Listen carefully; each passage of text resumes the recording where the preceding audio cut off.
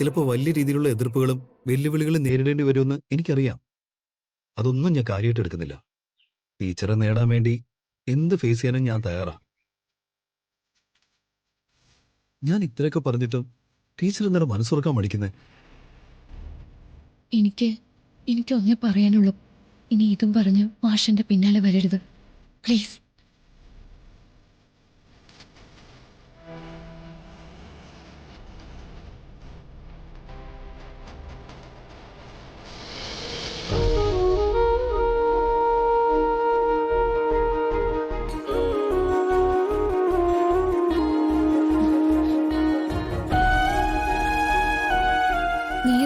നീ എന്താ ഇവിടെ? ഞാൻ നിന്നൊന്ന് കാണാൻ വന്നതാ. എന്നെ കാണാനോ? എന്തിന്? എനിക്ക് നിന്നിൽ നിന്ന് ചില കാര്യങ്ങൾ അറിയണമെന്നുണ്ടായിരുന്നു. എന്ത് കാര്യങ്ങള്? അതൊക്കെ പറയാം.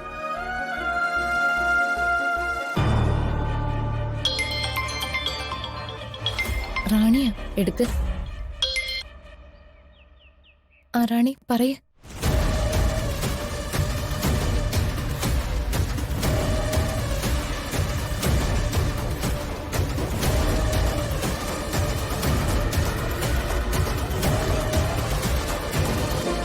ചേച്ചി എത്രയും പെട്ടെന്ന് എന്തെങ്കിലും ചെയ്യണം.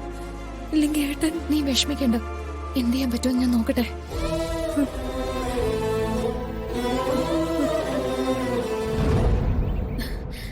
ഗിരിയേട്ടൻ എന്ത് അബദ്ധമാണ് ഈ കാണിക്കാൻ പോകുന്നത്? പാറു, ഞങ്ങൾ പറഞ്ഞാലൊന്നും ഗിരിയേട്ടൻ കേക്കില്ല. പക്ഷെ നീ പറഞ്ഞ കേക്കും. നിനക്ക് ഗിരിയേട്ടനെ പറഞ്ഞ് പിന്തിരിപ്പിക്കാനാവും. എന്റെ കല്യാണം നടത്താൻ വേണ്ടി ഗിരിയേട്ടൻ ആ കട ഒരിക്കലും പണയപ്പെടുത്താൻ പാടില്ല. എനിക്ക് വേണ്ടി അത് പണയപ്പെടുത്തിയിട്ട് നാളെ നമ്മുടെ കടയ്ക്ക് എന്തെങ്കിലും സംഭവിച്ചു പോയാ ഗിരിയേട്ടനും എന്റെ അനിയത്തിമാരും എത്തിച്ചെലവിന് നിവൃത്തിയില്ലാതെ ദുരിതത്തിലാവും.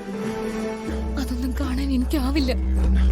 നമ്മുടെ കട പണയപ്പെടുത്തിയിട്ട് എനിക്കൊരു കല്യാണം വേണ്ട. പാറു, നീ ദയവ് ചെയ്ത് ഞങ്ങളെ സഹായിക്കണം. നീ ഇടപെട്ട് ഗിരിയേട്ടനെ എങ്ങനെയെങ്കിലും ഇതിൽ നിന്ന് പിന്തിരിപ്പിക്കണം. നീ സമാധാനപ്പെട്.